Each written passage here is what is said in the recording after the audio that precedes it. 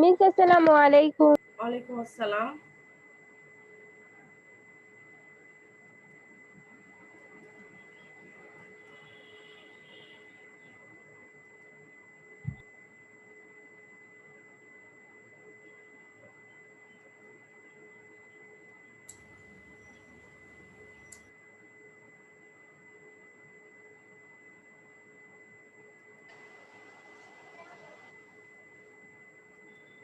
ঠিক আছে, চলো আমরা শুরু করি।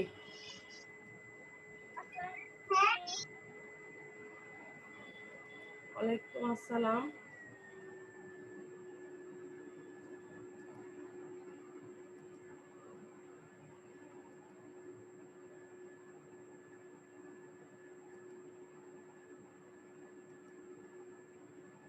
মিস আপনি ওই সময় কিছু বলতে নিছিলেন এই প্রশ্নগুলো সম্পর্কে, এটা আরেকবার বললে একটু ভালো আচ্ছা, হতো। ঠিক আছে।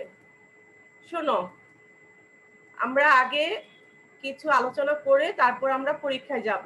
আমাদের বহু নির্বাচনী পরীক্ষা। আফরা মা, তুমি আবার প্রথম থেকে একটু পড়ো। যেটা বলছি সেটা হচ্ছে আমরা যে অধ্যায় 5 আলোচনা করব, একটু মা, আমরা যে অধ্যায় 5 আলোচনা করব সেই অধ্যায় 5 এর উপর আমি কিছু জ্ঞানমূলক কোশ্চেন দিব।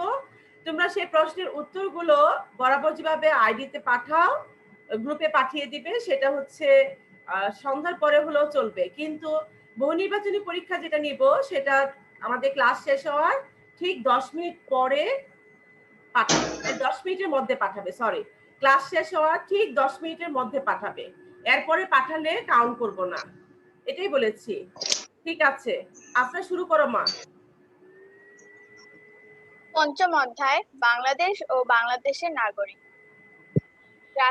রাষ্ট্রের উন্নতি নাগরিকের যোগ্যতা ও দক্ষতার উপর অনেকাংশে নির্ভরশীল। সুনাগরিক দেশের জন্য হবে সম্পদ, আর তা না হলে দেশের উন্নতি বাধাগ্রস্ত হবে। দেশের প্রগতি ও ব্যর্থতা উভয়ই নির্ভর করে নাগরিকের সততা, দক্ষতা এবং দায়িত্ব ও কর্তব্য পালনের উপর। এজন্য নাগরিকদের হতে হবে সুনাগরিক।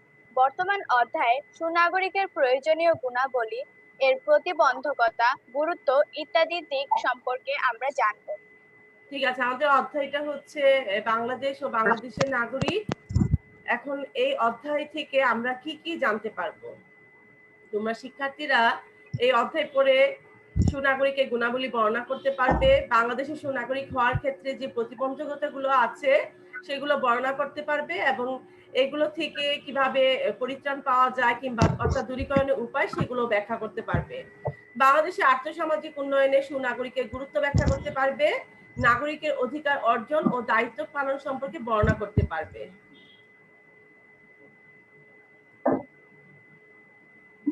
ইসরাত জাহান, রোল 46,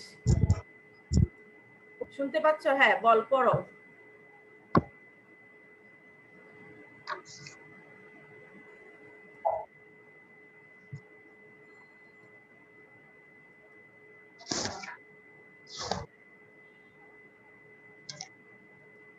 আচ্ছা, ইসরাত জাহানের হয়তো বা নেটের সমস্যা।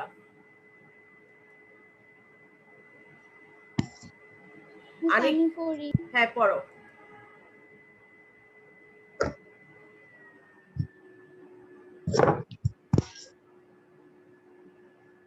তন্নি পড়ো। পাঠ 1, সুনাগরিকের গুণাবলী। একটি দেশের প্রকৃতি উন্নয়নের জন্য প্রয়োজন সুনাগরিক। কেউ সুনাগরিক জন্মগ্রহণ করে না। সুনাগরিকতা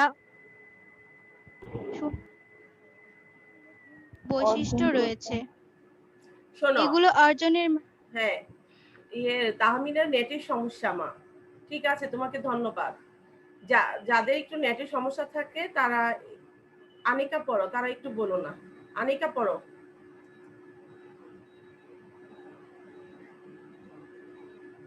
আনিকা, শুনতে পাচ্ছ? সুনাগরিক গুণাবলী। একটি দেশের প্রকৃত উন্নয়নের জন্য প্রয়োজন সুনাগরিক। কেউ সুনাগরিক হয়ে জন্মগ্রহণ করে না। সুনাগরিকতা অর্জন করতে হয়। সুনাগরিকতা কতগুলো গুণ বা বৈশিষ্ট্য রয়েছে। এগুলো অর্জনের মাধ্যমে নাগরিক সুনাগরিকদের সুনাগরিকে পরিণত হতে পারে। রাষ্ট্রবিজ্ঞানীদের মতে সুনাগরিক হতে হলে একজন নাগরিককে 3টি মৌলিক গুণের অধিকারী হতে হবে। নিচের ছকে ঠিক আছে, সুনাগরিকদের ধন্যবাদ। গুণাবলী উল্লেখ তার মানে করা কি, হলো। আচ্ছা ধন্যবাদ। তার মানে কি যে একটা দেশের উন্নয়নের জন্য, প্রকৃত যে উন্নয়নটা সেটার জন্য আমরা জানতে পারলাম কি একজন সুনাগরিকের খুবই প্রয়োজন। এখন আমরা কি জানলাম যে সুনাগরিক তো জন্মগ্রহণ করে না, তাদের একজন নাগরিকের কিছু গুণাবলী আছে, সেই গুণাবলী অর্জন করলে তখন তাকে কি বলা হয়, সুনাগরিক। এটাই বলা হচ্ছে যে একজন নাগরিককে সুনাগরিক হিসাবে গড়ে তুলতে হলে অবশ্যই কিছু গুণাবলী এবং বৈশিষ্ট্য তার মধ্যে প্রতীয়মান হতে হবে। রাষ্ট্রবিজ্ঞানীরা ধারণা করেছে যে একজন সুনাগরিক হতে হলে 3টি মৌলিক গুণের অধিকারী হতে হবে একজন নাগরিককে। সেই 3টি মৌলিক গুণাবলী কি? বুদ্ধি, আত্মসংযম, বিবেক বিচার। শুধু যে একটা দেশের উন্নয়নের জন্য এগুলো প্রয়োজন তা না, আমাদের ব্যক্তি জীবনে, আমাদের সামাজিক জীবনে, কিংবা আমাদের রাষ্ট্রীয় জীবনে, কিংবা আমাদের ধর্মীয় জীবনে, যত কিছুই বলো না কেন সবকিছুর ক্ষেত্রে কিন্তু এগুলো প্রভাব পড়ে। যদি পারিবারিক বলো, পরিবারে নানা ধরনের যে যে প্রধান কর্তা, কিংবা এখন তুমি ছোট, একসময় তোমার নিজের কি করতে হবে, সিদ্ধান্ত নিতে হবে। বুদ্ধি যদি না থাকে তাহলে তুমি কিন্তু সিদ্ধান্ত নিতে পারবে না। তোমাকে আত্মসংযম হতে হবে, তোমাকে বিবেক বিচার বলতে আমরা যে বিবেক বুদ্ধি বলি সেটা হতে হবে। তাহলে তোমার পরিবার ঠিক থাকবে। পরিবার যদি ঠিক থাকে তাহলে অটোমেটিক্যালি আমাদের সমাজ সুন্দর হয়ে যাবে, আর সমাজ যদি সুন্দর হয় তাহলে আমাদের রাষ্ট্র সুন্দর হবে। আর মূল কথা হচ্ছে, যেহেতু আমরা মুসলমান, শুধু মুসলমান না, অন্যান্য ধর্মেও কখনো বলে না যে পাপ কাজ করতে। তাহলে আমাদের এই বিষয়গুলো কি করতে হবে, যদি আমাদের মধ্যে থাকে তাহলে প্রথমত আমরা একজন ভালো মানুষ হব, আর তদুপরি আমরা যে চ্যাপ্টারটা পড়ছি আমরা নিজেদেরকে সুনাগরিক হিসেবে বিবেচনা করতে পারবো। ঠিক আছে, এখন পড়ো।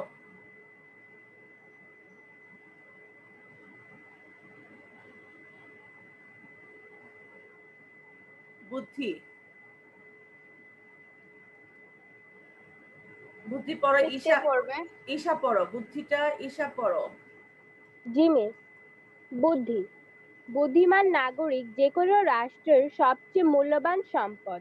বুদ্ধিমত্তা অর্জনের সবচেয়ে বড় উপায় হলো শিক্ষা লাভ করে জ্ঞান অর্জন করা। অতএব নাগরিকদের যথার্থ শিক্ষায় শিক্ষিত হতে হবে, কারণ বুদ্ধিমান নাগরিক উপযুক্ত প্রতিনিধি নির্বাচন, দক্ষতার সাথে দেশ পরিচালনা, রাষ্ট্রের উন্নয়ন ও সফলতা সহ গুরুত্বপূর্ণ কাজে ভূমিকা রাখতে পারেন। এজন্য বাবা মায়ের উচিত সন্তানদের যথাযথ শিক্ষা দেওয়া, সরকারের দায়িত্ব উপযুক্ত শিক্ষার ব্যবস্থা নিশ্চিত করা।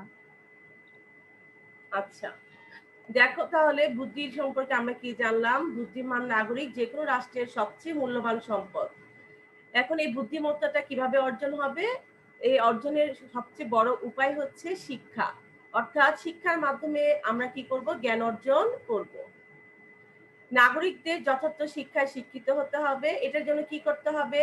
সরকারের দায়িত্ব শিক্ষার সুব্যবস্থা করা, পাশাপাশি প্রতিটি বাবা মার উচিত সন্তানদেরকে যথাযথ শিক্ষা দেওয়া। কারণ কি, বুদ্ধিমান নাগরিক উপযুক্ত প্রতিনিধি নির্বাচন করতে পারবে, দক্ষতার সাথে দেশ পরিচালনা করতে পারবে, রাষ্ট্রের উন্নয়ন করতে পারবে। রাষ্ট্রের উন্নয়ন মানেই হচ্ছে রাষ্ট্রের সফলতা। এইসব গুরুত্বপূর্ণ কাজে কি করতে পারে, একমাত্র বুদ্ধিমত্তার দ্বারাই একজন সুনাগরিক এইসব ভূমিকা রাখতে পারে। ঠিক আছে, আত্মসংযম। আত্মসংযম বলবে হচ্ছে আনিকা আফরিন। আনিকা আফরিন রোল দেওয়া নেই।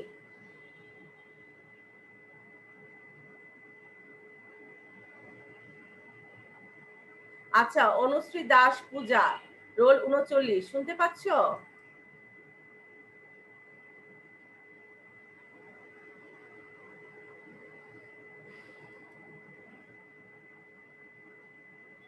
Yes miss. হ্যাঁ পড়ো, আত্মসংযম।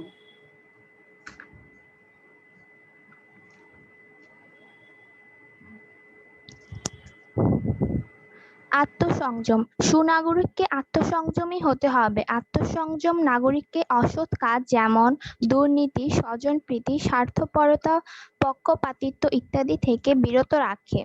দেশ ও সমাজের স্বার্থে কাজ করতে ও নিয়ম মেনে চলতে অনুপ্রাণিত করে। তাই আত্মসংযম ছাড়া সুনাগরিক হওয়া সম্ভব নয়। খেয়াল করো, তাহলে আত্মসংযমী হতে হবে একজন সুনাগরিককে। তা আত্মসংযমটা কি? দুর্নীতি, স্বজনপ্রীতি, স্বার্থপরতা, পক্ষপাতিত্ব, এসব যে খারাপ কাজ, এসব কাজ থেকে কি করতে হবে? বিরত থাকতে হবে। দেশ সমাজের সাথে কাজ করতে হবে এবং সবচেয়ে বড় কথা যেটা, নিয়ম মেনে চলতে অনুপ্রাণিত হতে হবে। যে একটা সরকার যখন কোনো কিছু নিয়ম দিবে তখন সেই নিয়মের প্রতি শ্রদ্ধাশীল হয়ে সেই নিয়মগুলো মানতে হবে। তার মানে কি, আত্মসংযম ছাড়া একজন সুনাগরিক কখনোই সম্ভব না হওয়া। যেরকম বুদ্ধি মাধ্যমে, জ্ঞান অর্জনের মাধ্যমে কিংবা শিক্ষার মাধ্যমে জ্ঞান অর্জন করে বুদ্ধিমান হলে, কিন্তু যদি তুমি অসৎ কাজ করো, স্বজনপ্রীতি করো, দুর্নীতি করো, তাহলে কিন্তু তোমাকে সুনাগরিক বলা যাবে না। তার মানে বুদ্ধির পাশাপাশি আমাদের কি হতে হবে? আত্মসংযম হতে হবে।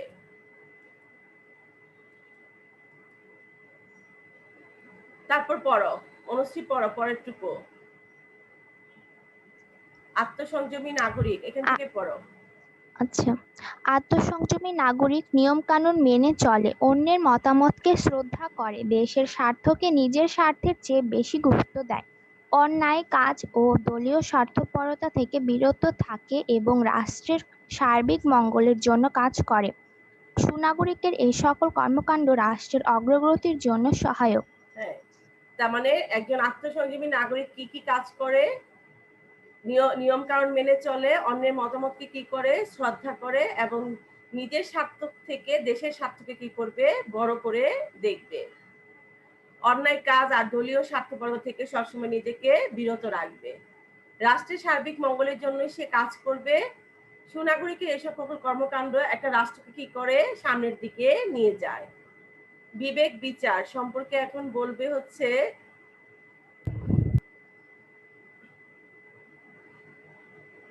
জুবাইদা মল্লিক। রোল হচ্ছে 1129, নতুন মেয়ে। শুনতে পাচ্ছ জুবাইদা মল্লিক? আমাদের নতুন স্টুডেন্ট। হ্যাঁ, পড়ো মা। বিবেক বিচার, এখান থেকে পড়ো।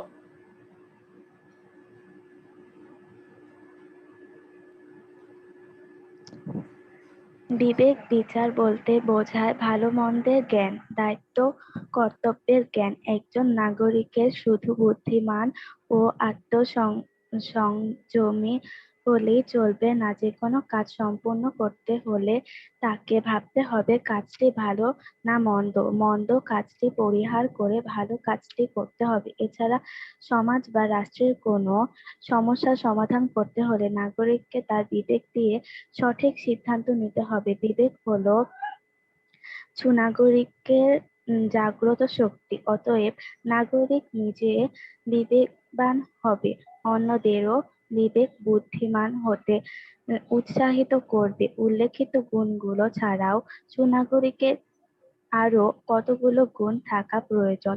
যেমন সুনাগরিকের দেশের শাসন ব্যবস্থা সম্পর্কে জানতে হবে, অন্যায়ের প্রতিবাদ করার মতো মনোভাব থাকতে হবে, আইন শৃঙ্খলা মানতে হবে, আত্মবিশ্বাসী ও দৃঢ় মনোভাবের অধিকারী হতে হবে এবং দেশের স্বার্থকে বড় করে দেখতে হবে।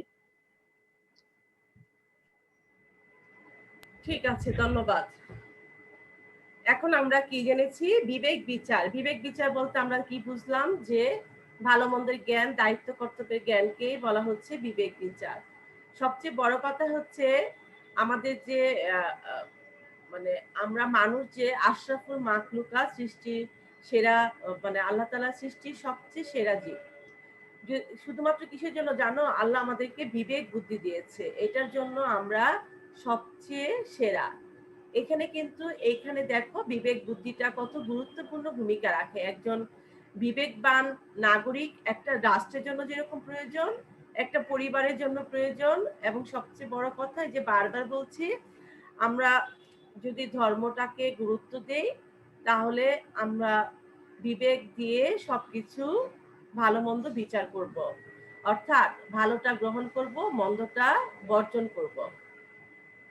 এবং আমাদেরকে বলেছে যদি কোনো অন্যায় কাজ হয়, ইসলাম আমাদের বলছে সেখানে প্রতিবাদ করতে, এবং যদি না পারে অন্তত মনে মনে ঘৃণা করতে হলেও বলা হয়েছে দেখো অন্যায়ের প্রতিবাদ করার মতো মনোভাব থাকতে হবে, আইন শৃঙ্খলা মানতে হবে, আত্মবিশ্বাসী ও দৃঢ় মনোভাবের অধিকারী হতে হবে। এবং বারবার বলছে একজন রাষ্ট্রের নাগরিকের সবচেয়ে বড় যেটা দায়িত্ব সেটা হচ্ছে দেশের স্বার্থকে বড় করে দেখতে হবে নিজের স্বার্থ থেকে। এখন তোমরা একটু পরের যে স্লাইডটি আছে সেটি একটু দেখে নাও, তারপর আমরা কোশ্চেন নিয়ে আলোচনা করব।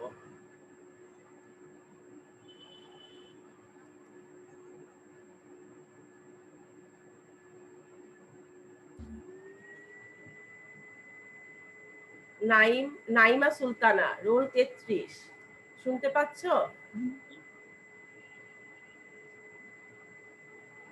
মিস আমি বলি, ইসরাত জাহান, ঠিক আছে মা, বলো। এতক্ষণ আমরা সুনাগরিককে গুণাবলী জানলাম। সুনাগরিক দেশের মূল্যবান সম্পদ। উপযুক্ত সার, মাটি এবং পরিচর্যা ছাড়া যেমন একটি গাছ ভালোভাবে বাড়তে পারে না, তেমনি নাগরিকের মধ্যে এসব গুণের অভাব হলে দেশ ভালোভাবে চলতে পারে না। অতএব আমাদের ভবিষ্যৎ নাগরিকদের অবশ্যই এই গুণগুলো অর্জন করতে হবে। তাহলেই আমরা আমাদের প্রিয় মাতৃভূমিকে বিশ্বের বুকে একটি উন্নত ও সমৃদ্ধিশালী দেশ হিসেবে প্রতিষ্ঠা করতে সক্ষম হব।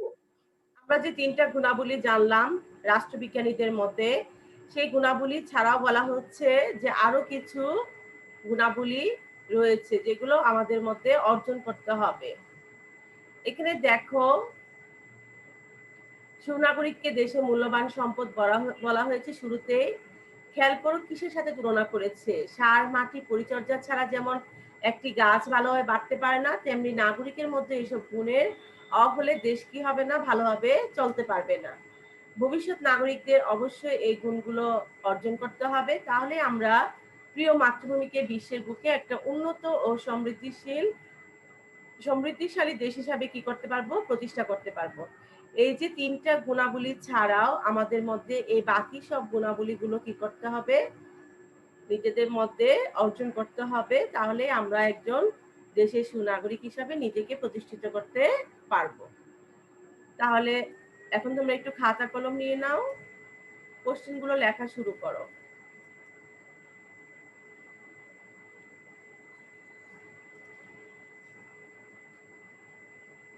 মিস, এটা কি ক্লাস শেষ হয় সাথে সাথে দিতে হবে? ক্লাস শেষ হওয়ার আরো 10 মিনিট সময় পাবে। সময় পাওয়ার পর আমরা যে বহু নির্বাচনী পরীক্ষা নিব সেটা লিখতে পারবে, মানে সেটা দিবে। আর বাকি যে এখন কোশ্চেন গুলো দিব জ্ঞানমূলক, সেই কোশ্চেন গুলো সন্ধ্যার মধ্যে দিলেও চলবে। জ্ঞানমূলক প্রশ্নগুলো এখন লিখো। মিস কি গ্রুপে দিব? হ্যাঁ, পরীক্ষাটা আমার পার্সোনাল আইডিতে দিবে, আর জ্ঞানমূলক প্রশ্নের উত্তরগুলো গ্রুপে দিবে। ঠিক আছে, একটু লিখো। পরীক্ষা কবে হবে? পরীক্ষা এই এই যে এখন লেখার পরেই পরীক্ষা শুরু করব। আগে প্রশ্নগুলো লিখে নাও। এখন যে যতটুকু আলোচনা করেছি সেটির আলোকে প্রশ্ন লিখে নাও। দেশের প্রগতি ও ব্যর্থতা। আরেকটা কথা, আমরা যে মানে প্রশ্ন লেখার পর পরীক্ষা শুরু করব যখন, যদি আমাদের সময় শেষ হয়ে যায় তোমরা একটু দয়া করে আবার জয়েন হবে। আর হচ্ছে জয়েন হবে 5 মিনিট সময় নেবে, কারণ আমরা এই ক্লাসটা রেকর্ড হতে মিনিমাম 5 মিনিট সময় লাগে। সবাই শুনেছো মেয়েরা? জি আচ্ছা, মিস। বুঝতে পেরেছো তো? ক্লাস শেষ হলে আজকে আবার জয়েন হবে, কিন্তু মিনিমাম 5 মিনিট পরে আর কি। ঠিক আছে, লিখো। আচ্ছা মিস, আপনি যে জ্ঞানমূলক কোশ্চেন গুলো দিতেছেন এটা কি অধ্যায় 5-এর উপর? হ্যাঁ মা, অধ্যায় 5-এর উপর, মানে আজকে যে আমরা অধ্যায় 5 নিয়ে আলোচনা করেছি সেই অধ্যায় 5-এর উপর। আমরা আজকে ক্লাসটি আলোচনা করার পর আমরা পরীক্ষা নিব, অধ্যায় 5। ঠিক আছে, দেখো, দেশের প্রগতি ও ব্যর্থতা কিসের উপর নির্ভর করে?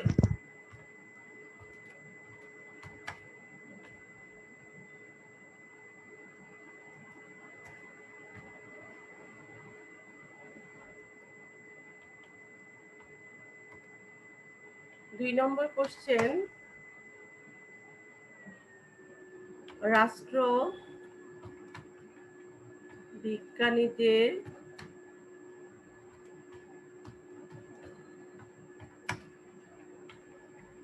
মতে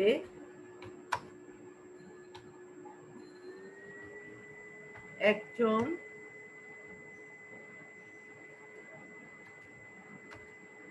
নাগরিককে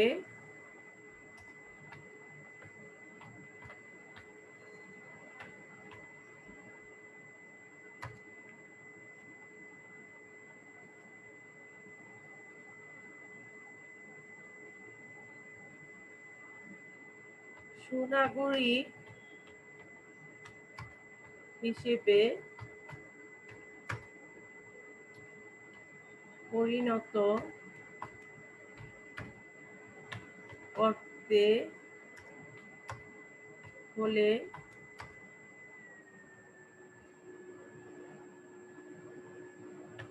কয়টি গুণের অধিকারী হতে হবে? 3 নম্বর প্রশ্ন,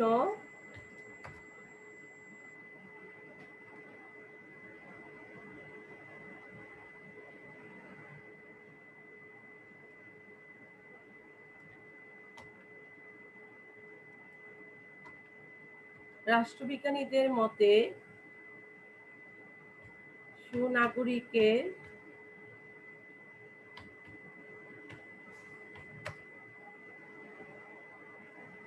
তিনটি গুণাবলী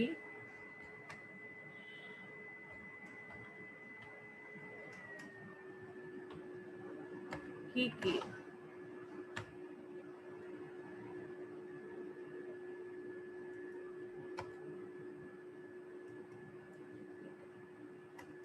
তিনটি গুণাবলী কি? 4 নম্বর প্রশ্ন,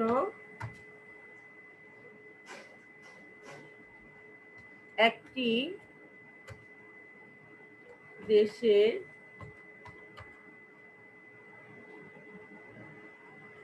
সুনাগরিক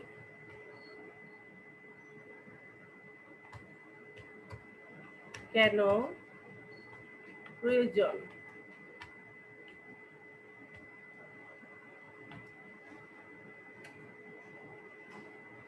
5 নম্বর, মেয়েরা তোমরা কি দেখতে পাচ্ছ স্ক্রিনে? জি মিস। আচ্ছা, 5 নম্বর কোশ্চেন, বুদ্ধিমত্তা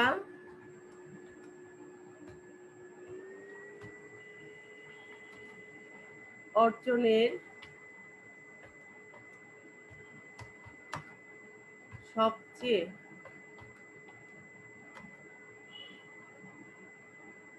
বড় উপায় কি?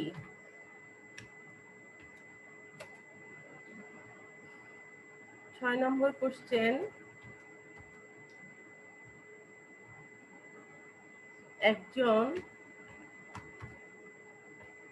বুদ্ধিমান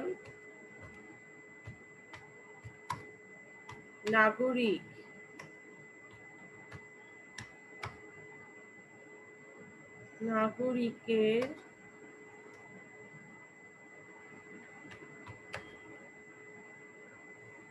ভূমিকা ভূমিকা কি?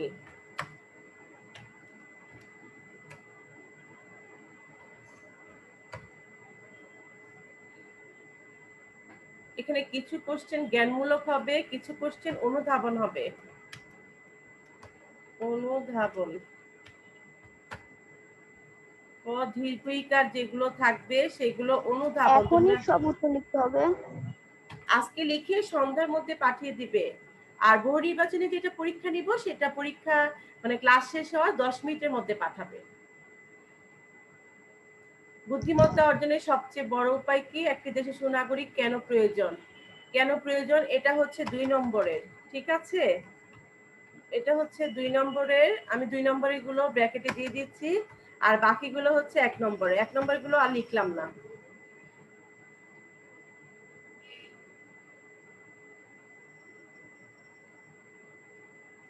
সাত নম্বর কোশ্চেন,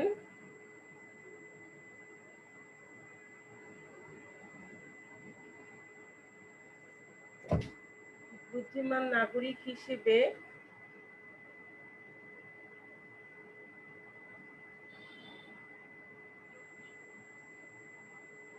আত্মসংযম নাগরিককে আত্মসংযম নাগরিককে কোন ধরনের অসৎ কাজ থেকে বিরত রাখে? 8 নম্বর কোশ্চেন,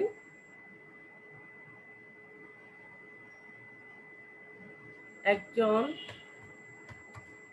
মিস 7 নাম্বারটা কি 2 নম্বরে? হ্যাঁ ধন্যবাদ, 7 নম্বরটা হবে 2 নম্বরের কোশ্চেন।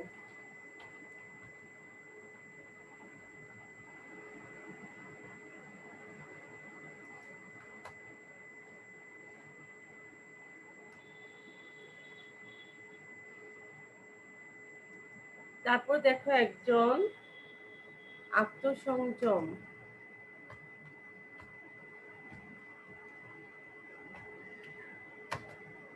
নাগরিকের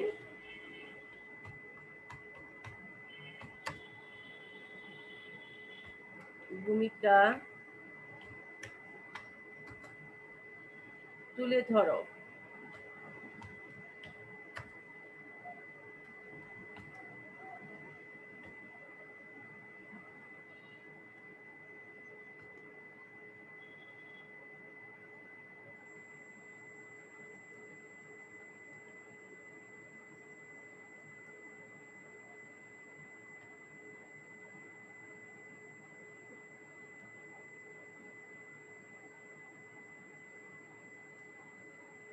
আচ্ছা এটা লিখি, এটা লিখতে সুন্দর হবে। উল্লেখ করো।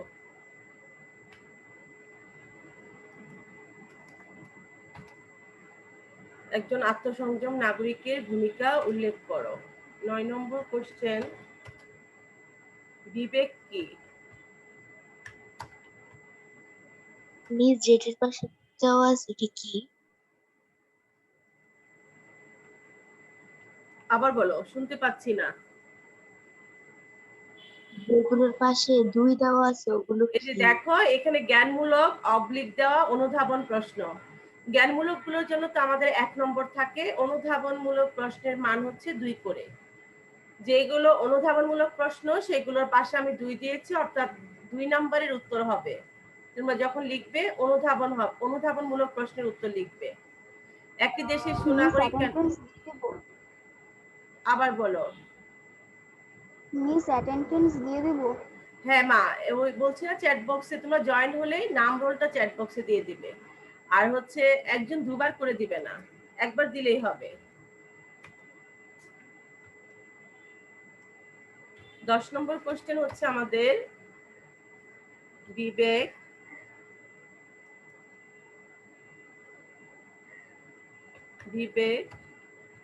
বিচার বলতে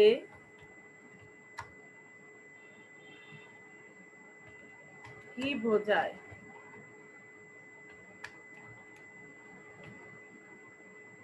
এটির জন্য আমাদের 2 নম্বর কোশ্চেন। তাহলে একটু খেয়াল করো।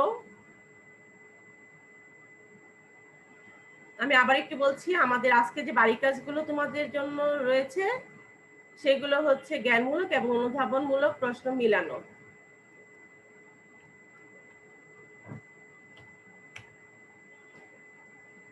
এক নম্বর কোশ্চেন আমি আবার বলছি, খেয়াল করো। দেশের প্রগতি ও ব্যর্থতা কিসের উপর নির্ভর করে? 2 নম্বর কোশ্চেন, রাষ্ট্রবিজ্ঞানীদের মতে একজন নাগরিককে সুনাগরিক হিসেবে পরিণত করতে হলে কয়টি গুণের অধিকারী হতে হবে? 3 নম্বর কোশ্চেন, রাষ্ট্রবিজ্ঞানীদের মতে সুনাগরিকের 3টি গুণাবলী কি? 4 নম্বর কোশ্চেন, একটি দেশে সুনাগরিক কেন প্রয়োজন? এটি হচ্ছে আমাদের অনুধাবনমূলক প্রশ্ন। বুদ্ধিমত্তা অর্জনের সবচেয়ে বড় উপায় কি? 6 নম্বর কোশ্চেন, একজন বুদ্ধিমান নাগরিকের ভূমিকা কি? এটি আমাদের অনুধাবনমূলক প্রশ্ন। 7 নম্বর কোশ্চেন, আত্মসংযম নাগরিককে কোন ধরনের অসৎ কাজ থেকে বিরত রাখে? এটিও আমাদের অনুধাবনমূলক প্রশ্ন।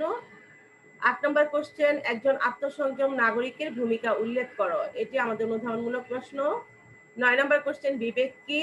10 নম্বর কোশ্চেন, বিবেক বিচার বলতে কি বোঝায়? এটা আমাদের অনুধাবনমূলক প্রশ্ন। তাহলে দেখো 1 2 3 4 5 5টি হচ্ছে আমাদের অনুধাবনমূলক প্রশ্ন আর 5টি হচ্ছে আমাদের জ্ঞানমূলক প্রশ্ন। বাড়ির কাজ সুন্দর করে লিখে পাঠিয়ে দেবে। তাহলে আমরা এখন পরীক্ষা শুরু করব। 10 নম্বরটাও 2। হ্যাঁ, 10 নম্বরটাও 2। সবার লেখা হয়েছে কোশ্চেনগুলো? জি মিস। জি মিস। তাহলে এখন পরীক্ষা আমরা যাচ্ছি, সবাই ক্রমিক নং দিয়ে দাও। পরীক্ষা শুরু করো। আমাদের বহু নির্বাচনী পরীক্ষা নিব 1 থেকে 20 পর্যন্ত, অর্থাৎ 20 নম্বরের প্রশ্নের উত্তর তোমরা লিখবে। ক্রমিক নং দিয়ে 1 থেকে 20 লিখে ফেলো, তাহলে তোমাদের সুবিধা হবে। খালি উত্তর? হ্যাঁ, শুধু উত্তর লিখবে। 1 2 3 4 5 এভাবে দিয়ে দাও আর শুধু উত্তর লিখো।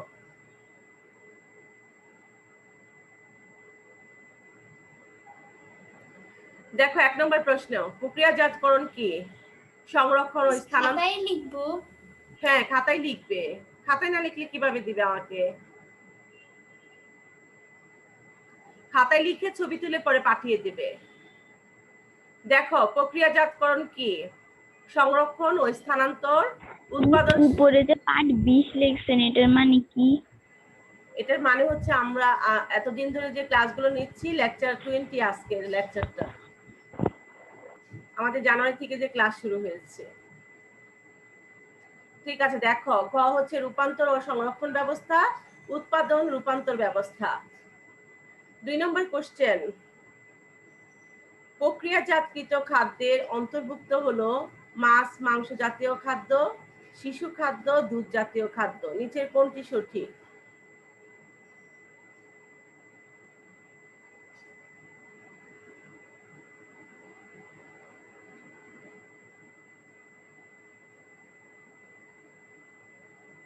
তোমরা কি প্রত্যেকে স্ক্রিনশট নিতে পারো? জি মিস।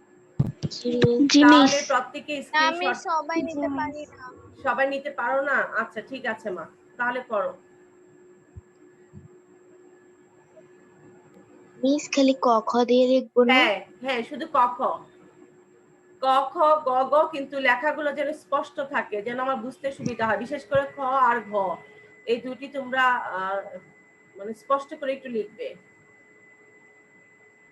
তোমাদের হয়ে গেলে নেক্সট বলবে।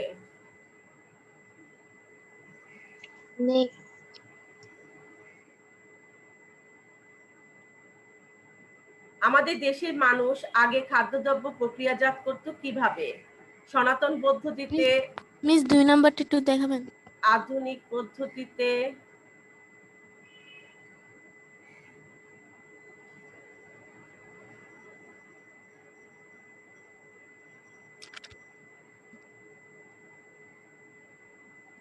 আচ্ছা এখানে পার্টিসিপেন্ট হচ্ছে 25 আর চ্যাট বক্সে 30।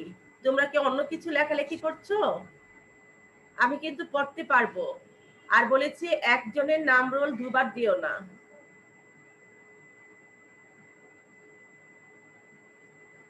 ঠিক আছে, দেখো 3 নাম্বার কোশ্চেন। আমাদের দেশে মানুষ আগে খাদ্যদ্রব্য প্রক্রিয়াজাত করতো কিভাবে? সনাতন পদ্ধতিতে, আধুনিক পদ্ধতিতে, অস্বাস্থ্যসম্মত উপায়ে, লোকজ উপকরণ ব্যবহার করে। 4 নাম্বার কোশ্চেন। সনাতন পদ্ধতিতে প্রক্রিয়াজাতকরণের ফলে স্বাস্থ্যসম্মত কিনা তা পরীক্ষা নিরীক্ষা করা হয় না। অপশন 1। অপশন 2, চাহিদা মোতাবেক পণ্য রূপান্তরিত করা যায় না। অপশন 3, সংরক্ষণের সমস্যা দেখা দেয়। নিচের কোনটি সঠিক?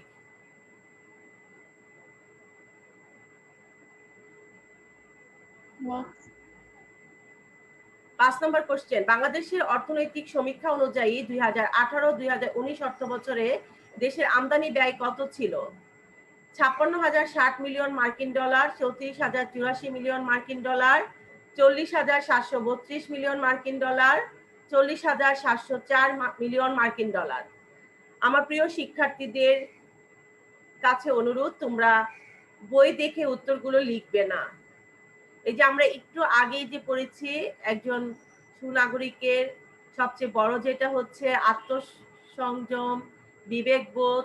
এগুলো বিবেকবোধ কিন্তু এখানে একটি। তোমরা বই দেখে উত্তর লিখবে না,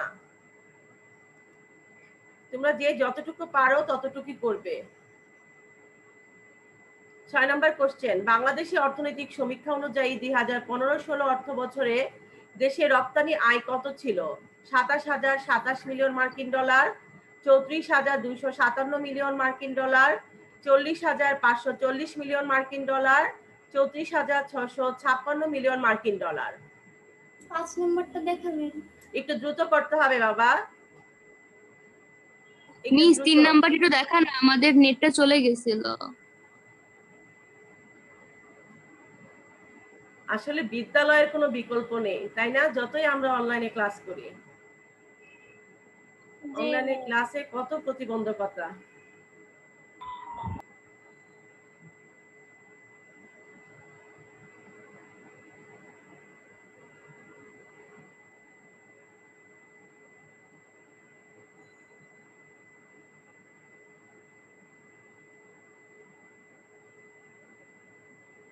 মিস 5 নাম্বারটা একটু দেখান না। দাঁড়াও, 3-4 কমপ্লিট হয়েছে, আমি 5-এ যাচ্ছি, একটু অপেক্ষা করো। জি মিস। আচ্ছা, এখন আসো 5-এ।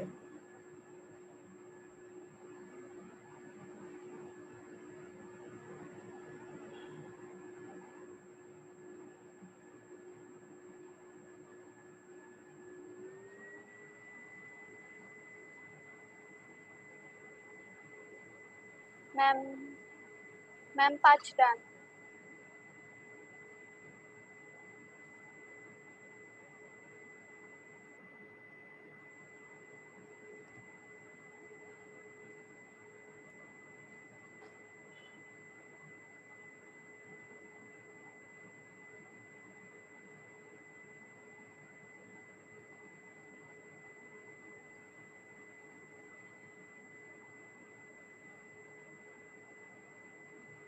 হয়েছে 5?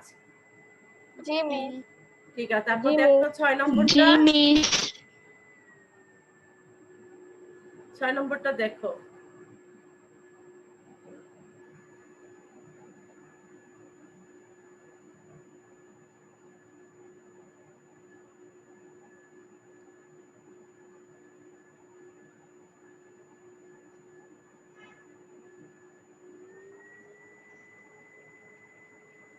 ছয় কমপ্লিট হয়েছে।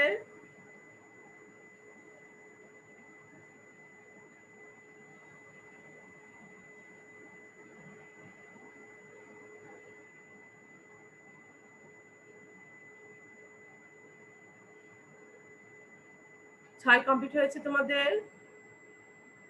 জি জি, মিস। মিস। দেখো জি 7 মিস। নম্বর কোশ্চেন। জনিম অর্থ কি? মৃত্যু রহস্য, জন্ম রহস্য, জিন রহস্য, পোকা রহস্য। 8 নম্বর কোশ্চেন। বাংলা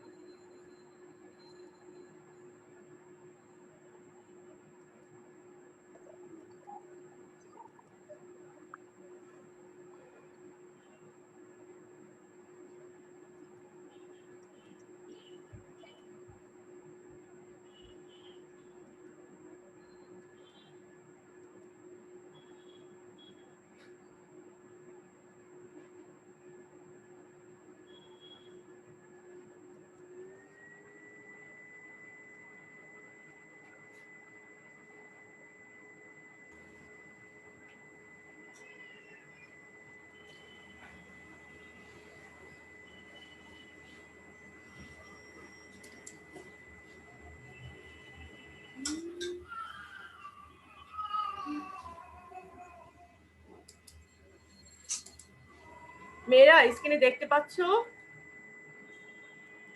জি ম্যাম। আচ্ছা, ঠিক আছে, তাহলে শুরু করো পরের কোশ্চেন গুলো। আমরা 7 পর্যন্ত করেছি, তাই তো?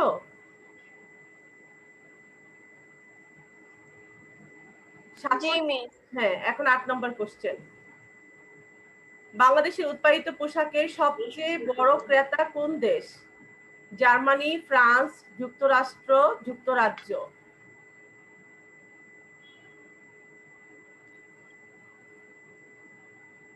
9 নম্বর কোশ্চেন। বাংলাদেশ একটু দেখি। কত নম্বর? 8 নম্বর। আচ্ছা শোনো, তোমরা অনেকেই এখন যদি মানে আগে পরে জয়েন হতে থাকো, তোমরা একটু ভিডিওটা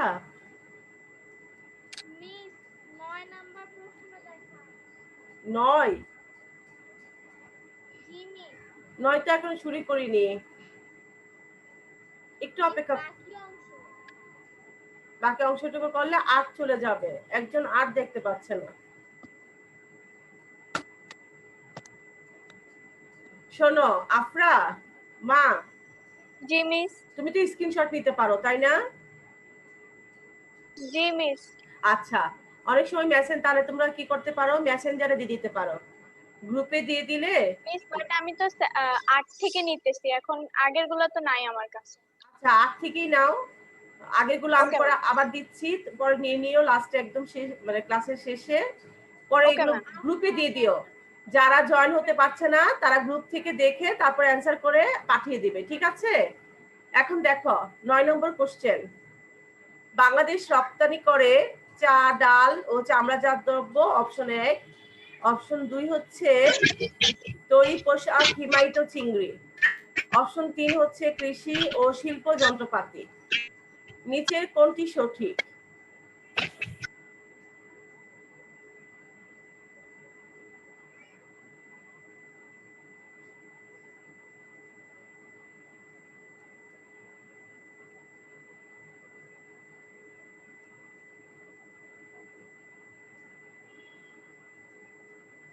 দশ নম্বর কোশ্চেন।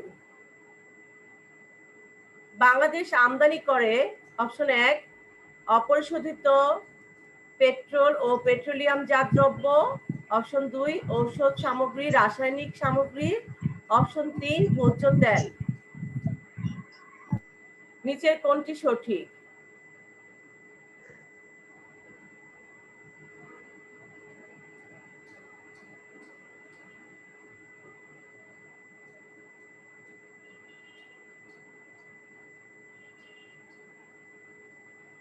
এগারো নম্বর কোশ্চেন। বাংলাদেশ একটি শিল্প সম্ভাবনাময় দেশ কারণ এর রয়েছে অপশন 1 পর্যাপ্ত জনসম্পদ, অপশন 2 আধুনিক প্রযুক্তির ব্যবহার, অপশন 3 কম মজুরিতে শ্রমিক নিয়োগ। নিচের কোনটি সঠিক?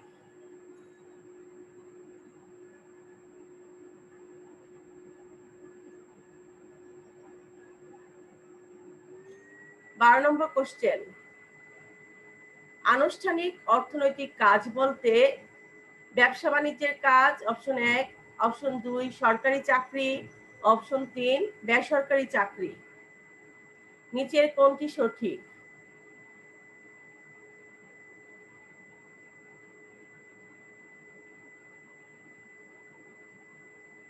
মিস আমরা যে আপনি পার্সোনাল আইডিতে এটার ছবি তুলে পাঠাবো, আমরা কি ওই খাতার উপর আমাদের নাম রোল হ্যাঁ দিয়ে মা, দিব? অবশ্যই নাম রোল দিয়ে দিবে। 13 নম্বর কোশ্চেন। 11 নাম্বারটা একটু দেখাবে?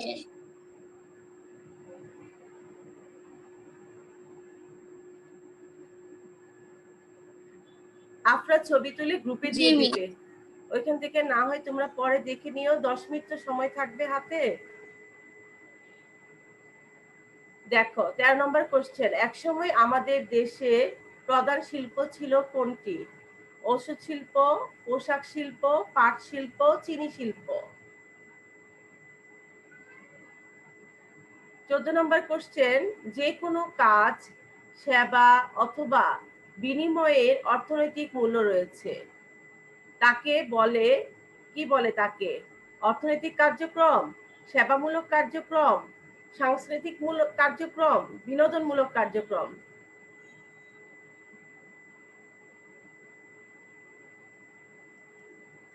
Miss next.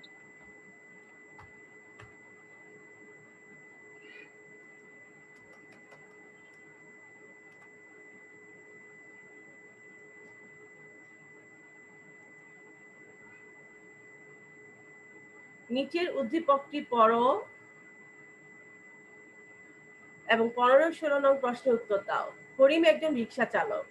পরিবার পরিজন নিয়ে তিনি ঢাকায় বসবাস করেন। তার স্ত্রী বাসা বাড়িতে কাজ করেন। তার ছোট মেয়ে ও ছেলে স্কুলে পড়ে। এই নিয়ে করিমের সুখের সংসার।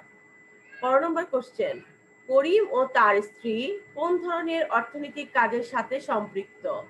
আনুষ্ঠানিক, অনানুষ্ঠানিক, বেসরকারি, সরকারি?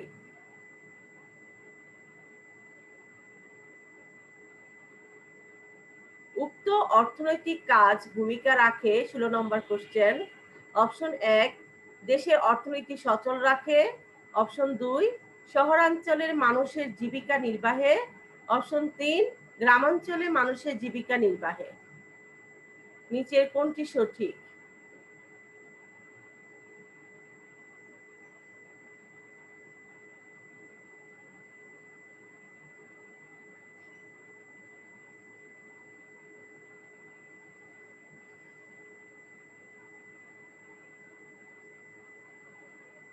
নেক্সট। 17 নম্বর কোশ্চেন, সিরামিক কোন ধরনের শিল্প? কুটির শিল্প, ক্ষুদ্র শিল্প, মাঝারি শিল্প, বৃহৎ শিল্প?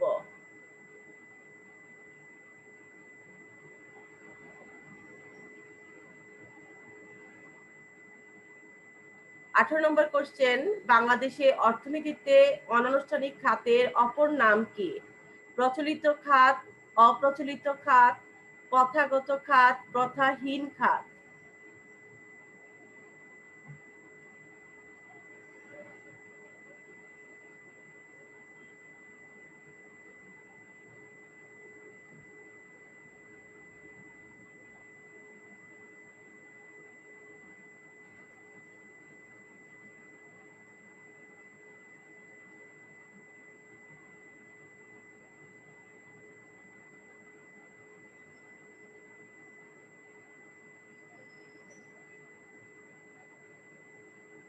কমপ্লিট হয়েছে তোমাদের? মেয়েরা পরের কোশ্চেনে যাব?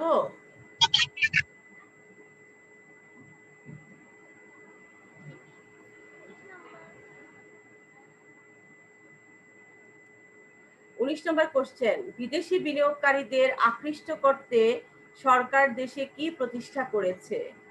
গার্মেন্টস এলাকা, আমদানি প্রক্রিয়াকরণ এলাকা, রপ্তানি প্রক্রিয়াকরণ এলাকা, কলকারখানা? মিস 18 নম্বর টিটিতে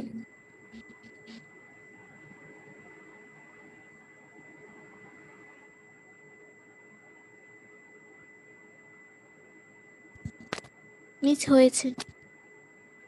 20 নম্বর কোশ্চেন, দক্ষিণ এশীয় মুক্ত বাণিজ্য এলাকাকে সংক্ষেপে কি বলে?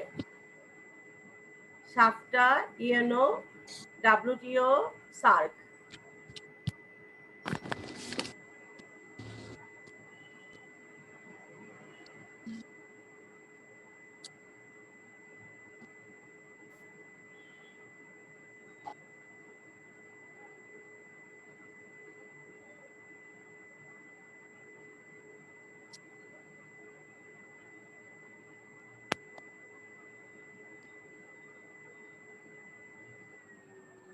ম্যাম 12 নাম্বারটা আরেকবার একটু দেখাবেন? 19-20 তোমাদের কমপ্লিট হয়েছে?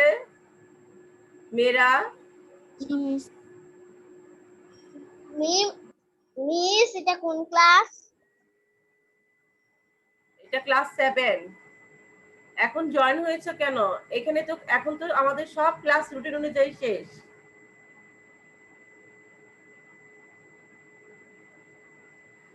আফরা, তুমি কি 9 থেকে শুরু করেছিলে স্ক্রিনশট? না মিস 8 থেকে। আচ্ছা, তাহলে একটু আগের গুলো নিয়ে নাও। নিয়ে একটু গ্রুপে Okay, ma'am. দিয়ে দাও সুবিধার জন্য। মিস 20 পর্যন্তই? হ্যাঁ 20 পর্যন্ত। 1 নাম্বারটা আগে নাও, 1 আর 2। আফরা বললে মিস এখন লিভ নিয়ে নিব? ক্লাস শেষ মিস করেছি। নিয়ে নিয়েছি। হ্যাঁ তারপর 3 আর 4 নাও। নেক্সট। 5 6। আচ্ছা 5 আগে নাও তারপর 6 নাও। নেক্সট।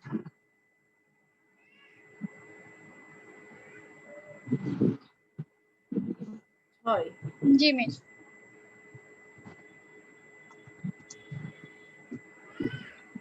দেন আচ্ছা ঠিক আছে, তাহলে তোমরা সুন্দর করে উত্তরগুলো লিখে পাঠিয়ে দাও। ক্লাসে অংশগ্রহণের জন্য তোমাদের সবাইকে অসংখ্য ধন্যবাদ। আসসালামু আলাইকুম। মিস আসসালামু আলাইকুম। ওয়ালাইকুম আসসালাম। মিস আসসালামু আলাইকুম। মিস আসসালামু আলাইকুম।